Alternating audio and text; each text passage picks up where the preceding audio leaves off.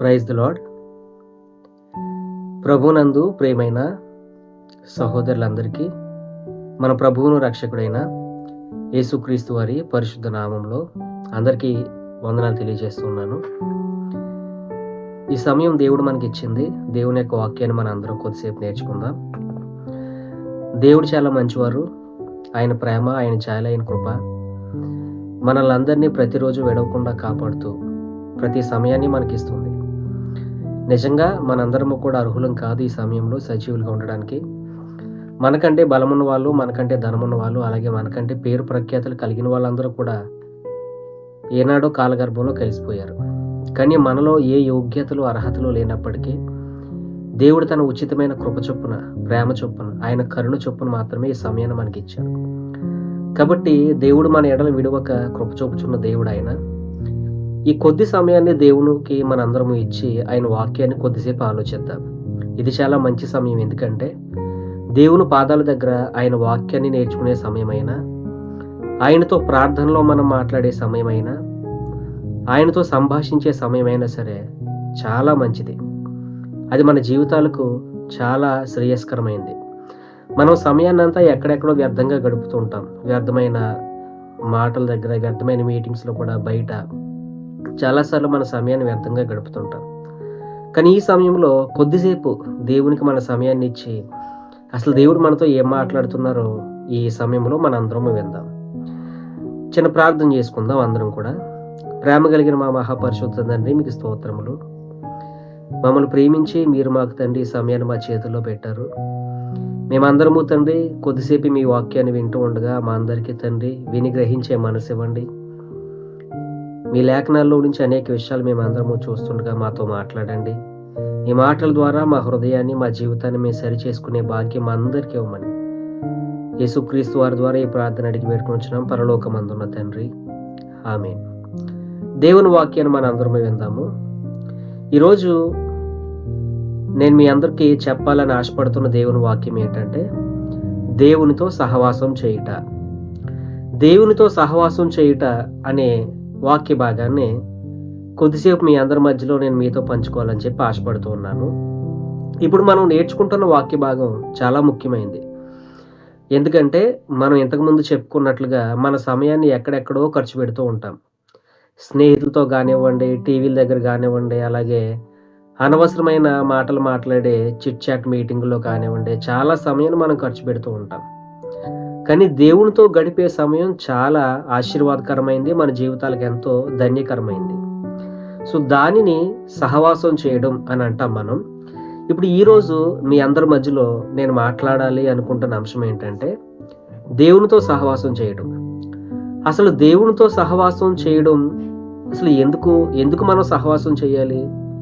సహవాసం చేస్తే వచ్చే ఫలితం ఏంటి? అసలు సహవాసం అంటే ఏంటి? ఎలా పనిచేస్తుంది? ఈ విషయాలన్నీ ఈ రాబోయే వీడియోలో మీ అందరికీ తెలియజేస్తాను. ఈరోజు కొద్దిసేపు దేవుని వాక్యాన్ని మనం అందరం విందాం. మనం పరిశుద్ధ గ్రంథంలో చూసినట్లయితే దేవుడు మనల్ని లోకంలో నుంచి ప్రత్యేకించారు కదండి. మనం అందరము ఒకప్పుడు పాపంతో నిండి లోకంలో నశించిపోతున్న ప్రజలం. మన కళ్ళు పాపమైనవి, మన చెవులు పాపమైనవి, అలాగే మన పెదవులు, మన నోరు, మన హృదయ తలంపులు, అలాగే మన అడుగుజాడలు, మనం చేతులతో చేసే పనులు, ప్రతి దాని గురించి బైబిల్ గ్రంథం చెప్పింది. సో ఇవన్నీ కూడా పాపానికి లోనైపోయి పాపంతో సంచరిస్తున్న ప్రజలం ఒకప్పుడు మనం.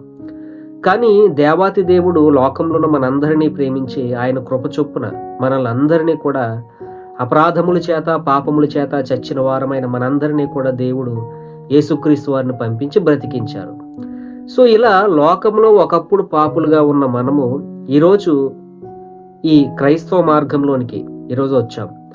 అసలు లోకంలో నుంచి దేవుడు మనల్ని ఎందుకు పిలిచారు అనే విషయాన్ని ఆలోచిస్తే బైబిల్ గ్రంథంలో దేవుడు అసలు లోకంలో నుంచి మనం ఎందుకు ప్రత్యేకించారు మనల్ని అందరినీ అనే విషయంలో చాలా ఉన్నాయి. ఈరోజు ఒక విషయాన్ని మనం ఆలోచిద్దాం. అసలు దేవుడు మనల్ని ఎందుకు పిలిచారు అనే విషయాన్ని మనం చూద్దాం. చూడండి, పరిశుద్ధ లేఖన భాగంలో నుంచి 1 కొరింథీయులకు వ్రాయబడిన పత్రిక, అపోస్తులైన పౌలు గారు 1 కొరింథీయులకు రాయబడిన పత్రిక 1వ అధ్యాయం తెరుద్దాం. అపోస్తులైన పౌలు గారు 1 కొరింథీయులకు రాసిన పత్రిక మొదటి అధ్యాయం తెరుద్దాం. మొదటి అధ్యాయాన్ని తెరిచి 9వ వచనాన్ని చదువుతాం. ఎక్కడందో చూడండి. మొదటి కొరింథీయులకు అపోస్తులైన పౌలు గారు రాసిన పత్రిక మొదటి అధ్యాయం 9వ వచనం. మన ప్రభు అయిన యేసుక్రీస్తు అను తన కుమారుని సహవాసమునకు మిమ్మును పిలిచిన దేవుడు నమ్మదగిన వాడు అని లేఖనంలో ఇక్కడ మనం చూడగలుగుతున్నాం.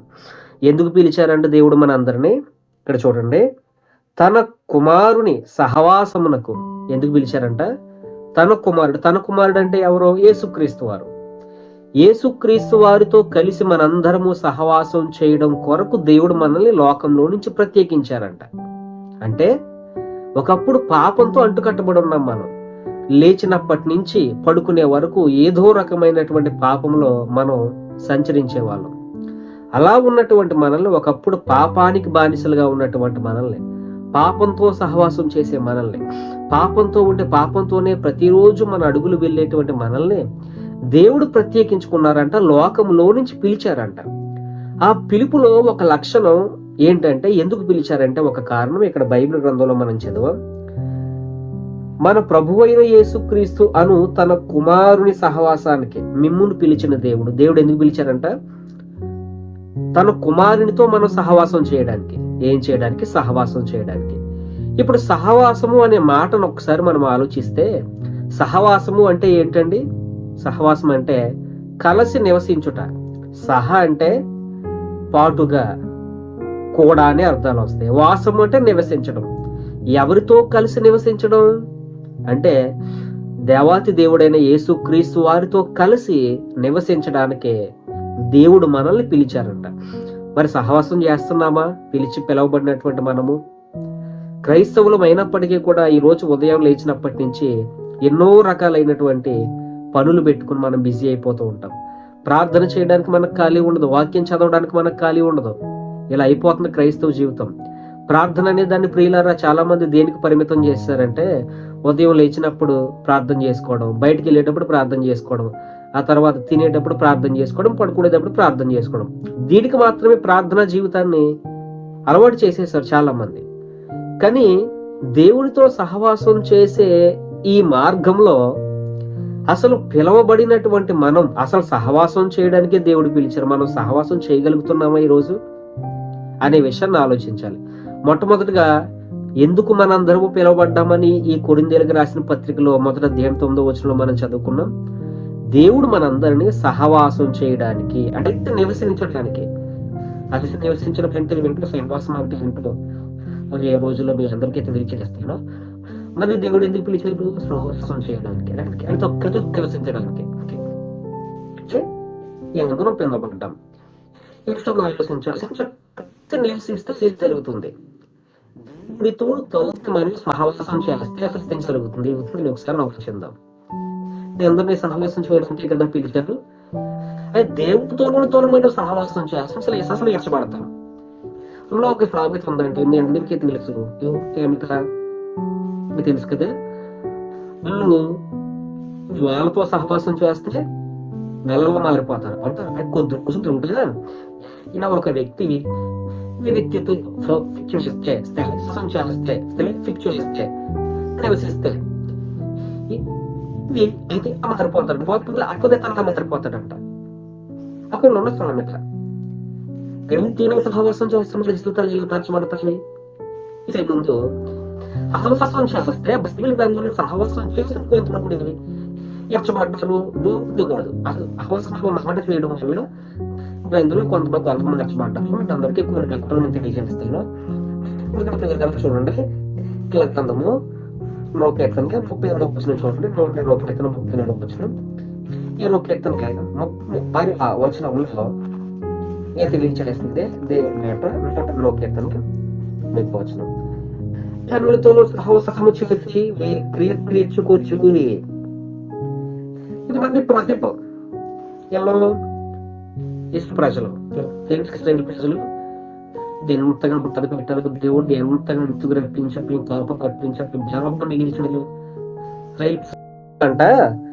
అన్యజనులతో సహవాసం చేయడం మొదలెట్టారంట.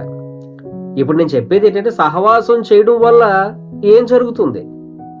ఇప్పుడు అన్యజనులతో సహవాసం చేస్తారంటే ఇశ్రాయేలు ప్రజలు అన్యజనులతో సహవాసం చేసి ఏం చేశారు? అన్యజనులు చేసే క్రియలు నేర్చుకున్నారంట. ఎవరు? ఇశ్రాయేలు ప్రజలు. అంటే చూడండి, నేను ముందే చెప్పాను లోకంలో ఉన్న సామెత, 6 నెలలు వీళ్ళు వాళ్ళతో సహవాసం చేస్తే వీళ్ళు వాళ్ళకలా మారిపోతారని. అలాగే ఇక్కడ ఇశ్రాయేలు ప్రజలు అన్యజనులతో సహవాసం చేశారంట. అన్యజనులతో సహవాసం చేసి ఏం చేశారు? వాళ్ళ క్రియలు నేర్చుకున్నారంట. ఏంటా క్రియలు? విగ్రహాలకి బలర్పించడం, విగ్రహారాధన చేయడం, ఇవన్నీ కూడా వీళ్ళు వాళ్ళతో సహవాసం చేసి నేర్చుకున్నారు. ఇంకొక మాట చూద్దామా బైబిల్ గ్రంథంలో? సహవాసం అసలు ఎలా మార్చేస్తుంది ఒక వ్యక్తిని? అదే సహవాసమైనా ఎలా మార్చేస్తుంది? ఇంకో వాక్యం మనం చూద్దాం. చూడండి, సామెతల గ్రంథం 13వ అధ్యాయం తెరవండి. ఈ సామెతల గ్రంథం ఈ 13వ అధ్యాయంలో కూడా ఒక మంచి మాట మనందరికీ తెలియచేస్తుంది. 13వ అధ్యాయము 20వ వచనం చూస్తే, సామెతల గ్రంథం 13వ అధ్యాయం 20వ వచనం, జ్ఞానుల సహవాసం చేయువాడు జ్ఞానము గలవాడగును, మూర్ఖుల సహవాసం చేయవాడు చెడిపోవును. ఈ వాక్యం కూడా మనకి ఏం తెలియజేస్తుంది? జ్ఞానులతో సహవాసం చేస్తేనంట మనం కూడా ఎలా మారిపోతామంట? జ్ఞానం గలవారం అయిపోతాం. మీకు అర్థమైందా?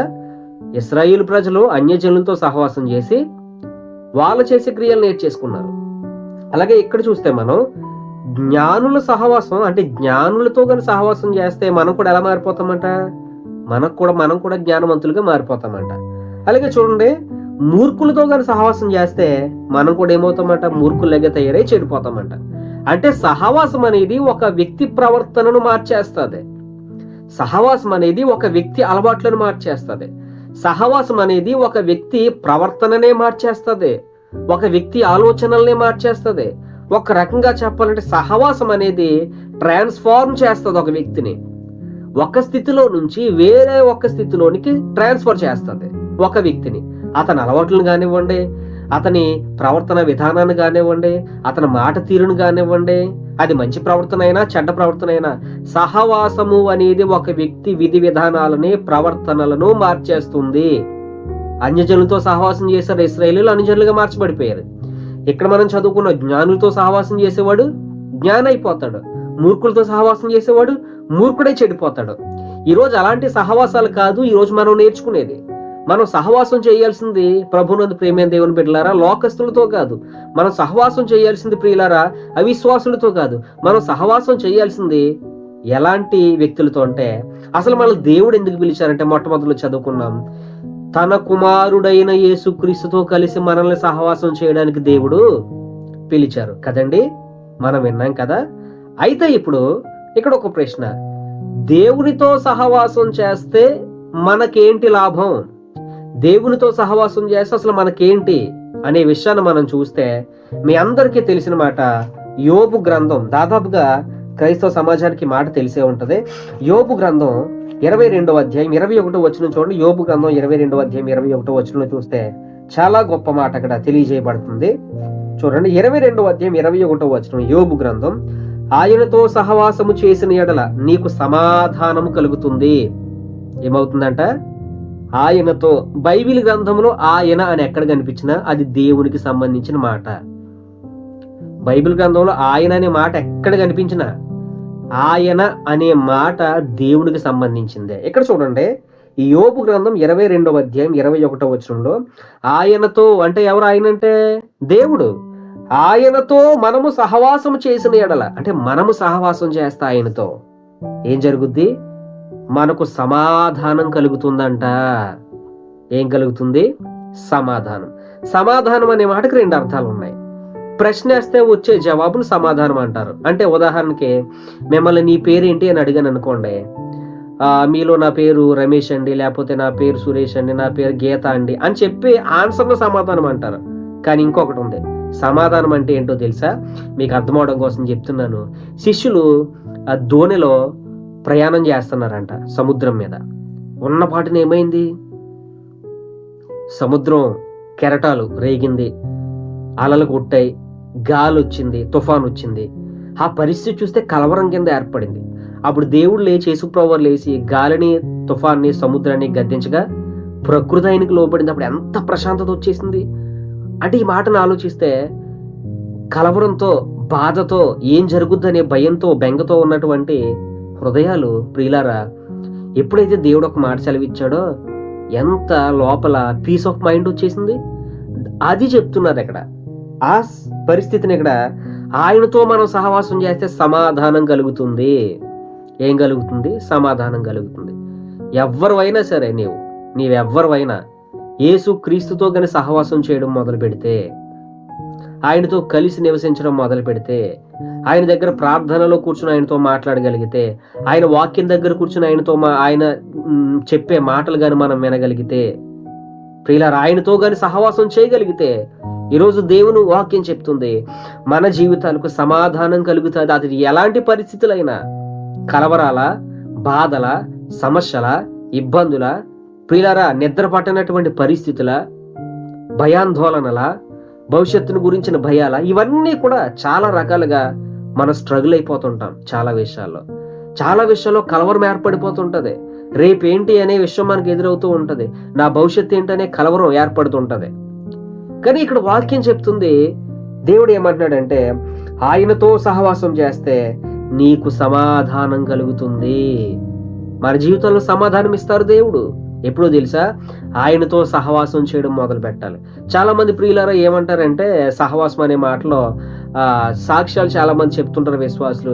మరండి దేవుని నమ్ముకునండి చాలా రోజులు అవుతుందండి, చాలా సంవత్సరాలు అయిపోతుందండి, మా జీవితంలో కష్టాలు, నష్టాలు, బాధలు అలాగే ఉన్నాయండి, దేవుడు ఎప్పుడు కరుణిస్తాడండి మాకు తెలియదండి అని చెప్పి చాలా మంది బాధపడుతుంటారు.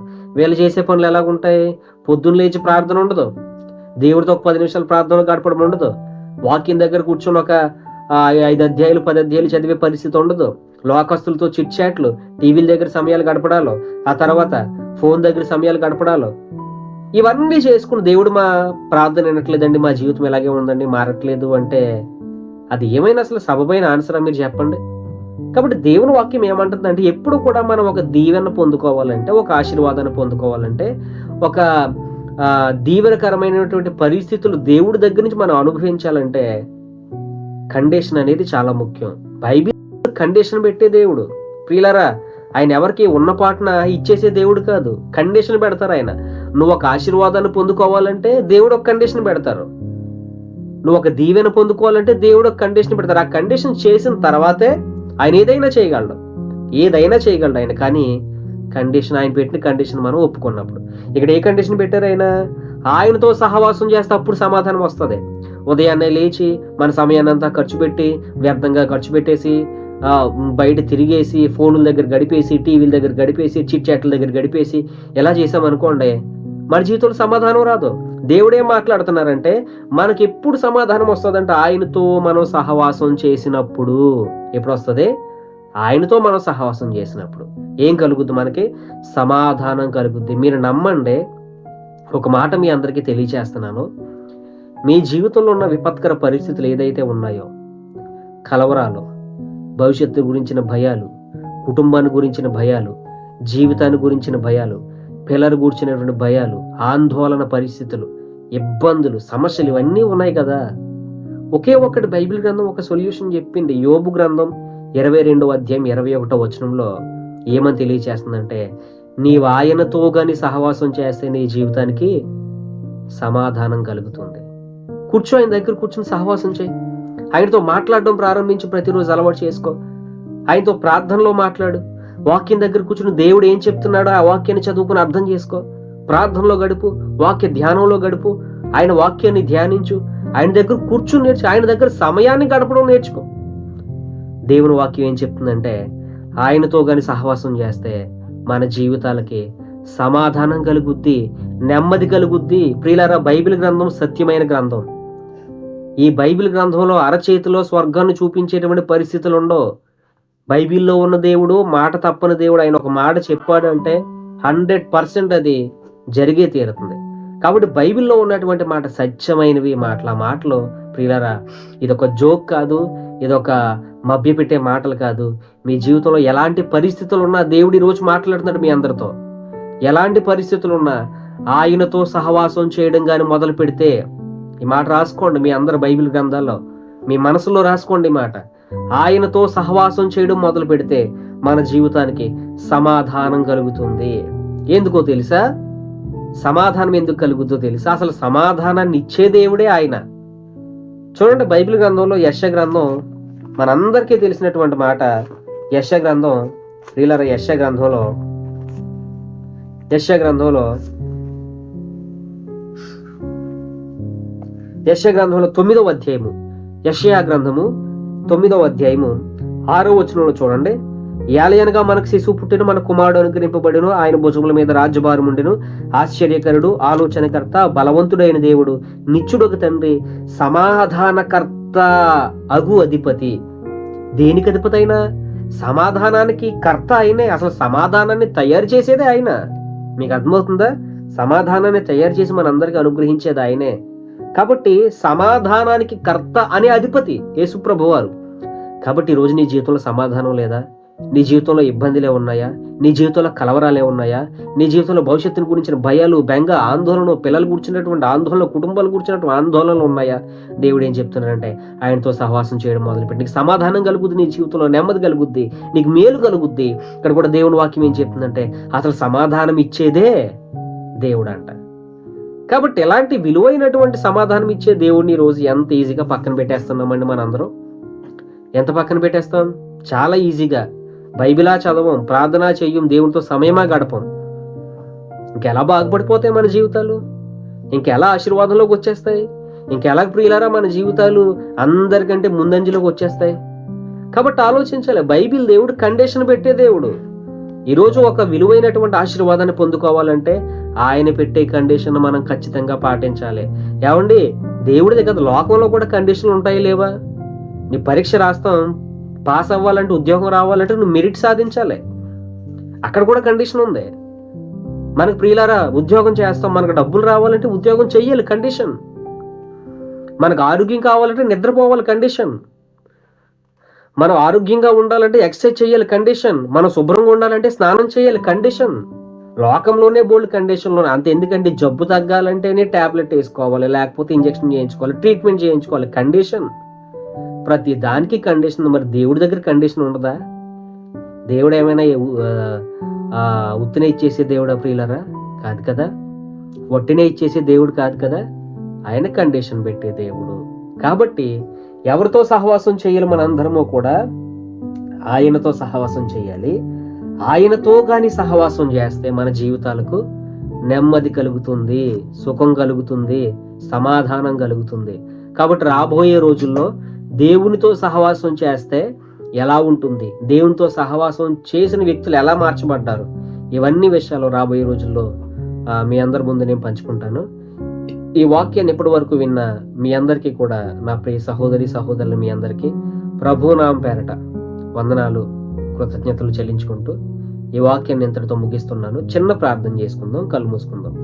ప్రేమ కలిగిన మా మహాపరిశుద్ధ తండ్రి, మీకు స్తోత్రములు. యేసుక్రీస్తు వారి రక్తాన్ని బట్టి ఎంతవరకు మీ వాక్యంలో మేమందరము చాలా విషయాలు తెలుసుకున్నాం ప్రభువా. మీతో సహవాసం చేస్తే మా జీవితాలు మార్చబడతాయని తండ్రి, మా జీవితాల్లో సమాధానం వస్తుందని మీరు తెలియజేశారు. ఈ కొద్ది వాక్యాన్ని విన్న మీ పిల్లలందరినీ మీరు దీవించండి. ఈ వీడియో ఎవరైతే చూస్తున్న వాళ్ళందరినీ మీరు ఆశీర్వదించండి. వారి జీవితాల్లో సమస్యలను, బాధలను, ఇబ్బందులను, ఇరుకులను తండ్రి తీసివేసి వారి జీవితాల్లో సమాధానాన్ని అనుగ్రహించి భయం నుండి విడుదల దయచేయమని ప్రార్థన చేస్తూ యేసుక్రీస్తు వారి ద్వారా ఈ ప్రార్థన అత్యంత మిక్కిలి వినయముతో అడిగి వేడుకుంటున్నాం పరలోకమందున్న తండ్రి. ఆమేన్, ఆమేన్, ఆమేన్. Praise the Lord. Have a great day.